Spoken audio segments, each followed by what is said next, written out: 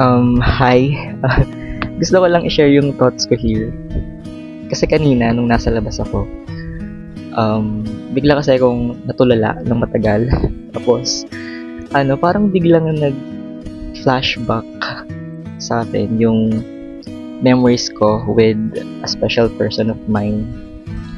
Yung mga happy memories, yung mga sentimental. Tapos parang pinapanood ko siya, na parang movie. Ganun. Tapos, napag-google ako kanina kung may tawag ba sa ganung phenomenon or may ganung instances nangyayari sa'yo na out of the blue parang may pinapanood mo yung mga memories mo or memories ng taong special sa'yo. And upon googling it, ang tawag pala doon ng mga psychologists ay flashbulb memory or flashbulb memories. Ganun. So, ito yung parang yung eksena nga na kapag nakikita mo yung mga alaala mo na parang nasa movie, ganun, parang film, ayun. So, ayun, nakapagsulat kasi ako ng tula about sa special person and sakat ko na nawala sa akin this year who passed away.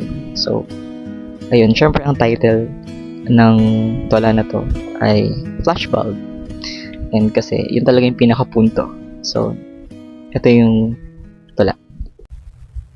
Sa dinami-rami ng pagkakataong ngitian ang mga alaalang sa akin ay iniwan mo, ang hirap pa rin iangat ang mga labi ko. Nakakamanhid palang magbabad sa tubig na may asin. Nanunuot ang alat, hindi lang sa balat. Abot nito hanggang sa kasulok-sulukan ng sirang buto ko. Ang nagagawa ko'y matulala habang ang mga larawang gumagalaw ay mabilis ang pagpalit. Sa akin, tumitigil sila at nagmamarka. Yung alat, pinapalitan ng paet. Paano na ang mga gusto kong sana'y naranasan mo? Yung mga bagay na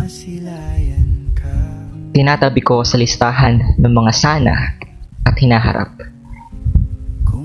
Mananatili na lang silang walang tantos. Saan ko na ngayon pupulutin ang lakas ng loob para magpatuloy? Nailista ko na pwede ko namang burahin at magtala na lang ulit ng bago. Pero kasabay ng mga larawang lumalabas sa linya ng mata ko at sa harapan ko, mabilis itong lumalabo. Pinaghalong alat at pait ang tubig na dumadaloy sa aking mukha. Mainit at mapaghanap ng pag-ibig mong minsang akin.